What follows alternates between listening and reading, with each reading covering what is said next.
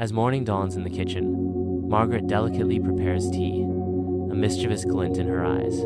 George stumbles into the kitchen, a sticky note proclaiming midnight snacker stuck to his forehead. Margaret teases, "Morning, sleepyhead.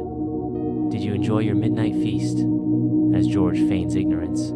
George confesses his late-night indulgence, blaming it on imaginary gremlins, but Margaret retorts with a playful accusation. Alex triumphantly declares, "Too late. It's already going on social media, sealing George's fate." Bathed in gentle sunlight, a cozy living room witnesses the familiar tableau of George engrossed in his newspaper and Margaret's knitting needles clicking softly. The tranquility is playfully disrupted as George greets Lily with a teasing remark about their charming bickering. Margaret retorts with a playful jab about George's sleep-talking, sparking a lively exchange about cheese and snoring. With an affectionate smile, Lily watches her parents with her lips slightly parted as she remarks, "You two never change, do you?" Margaret responds with a heartfelt declaration. "We tease, therefore we love." In the gentle evening light, Tom assists George in watering the garden, where the heavy fragrance of damp earth and blossoms fills the air. Tom inquires with genuine curiosity, "Why do you and Margaret always joke with each other?" George replies with a tinge of melancholy, "We joke so we don't forget how to smile." Margaret interjects with a hopeful note, "Laughing is like watering your heart."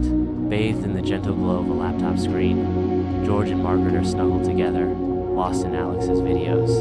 In a moment of shared amusement, Margaret softly reflects on Alex's silliness.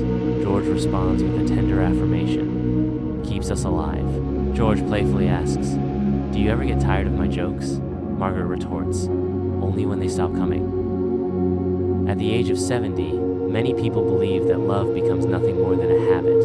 But for Jack and Helen, a couple who have been together for over 45 years, every single day is still a chance to say thank you. Every morning, Jack makes coffee while Helen prepares the toast. They sit across from each other at a small kitchen table by the window. Helen looks at her husband with a smile and softly says, "Thank you for making coffee for me every morning." Jack replies warmly, "Thank you for always remembering that I like my toast slightly burnt." Their story began on an autumn day in 1976.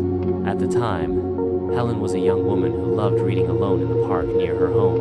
Jack happened to walk by many times and noticed the girl with neatly tied hair, always wearing headphones and reading classic novels. 2 weeks passed before he finally sat on the bench next to her and struck up a conversation. Helen later recalled, "He didn't know it, but I was waiting for him to talk to me. I knew he was shy but sweet." From a brief conversation, they became friends. Before they realized it, they were in love. Their love grew out of small, simple things: a shared umbrella in the rain, a sandwich split in two, and a sincere thank you whenever one did something for the other. Life after marriage was not always smooth. There were stormy days, stressful periods due to work, parenting challenges, and health concerns. But through it all, they learned not just to love, but to be grateful for one another. Helen shared, "There were times I felt exhausted, and he was so stubborn, refusing to listen." Jack looked at her and smiled gently. "She's always right, and I learned to be thankful for that." Instead of arguing, I started saying, "Thank you for being patient with me." The words of gratitude weren't just to ease tension, but served as reminders that they were both still trying, still showing up for each other every day. One year, Helen had to stay in the hospital for over a month due to a lung condition. Jack, already retired by then, never left her side. Every morning, he brought her warm tea and her favorite book, and sat by her bedside, reading to her. She always said thank you, even when all I did was peel an orange for her. But what she didn't know was that I needed to thank her for giving me a reason to keep going each day. After retirement, their pace of life slowed down. They spent more time together cooking meals, gardening, walking through the same old park where they first met. Every night before bed, they said a simple sentence to each other, "Thank you for today." Even if it was an ordinary day, even if nothing remarkable happened, that thank you still rang out like a loving goodnight.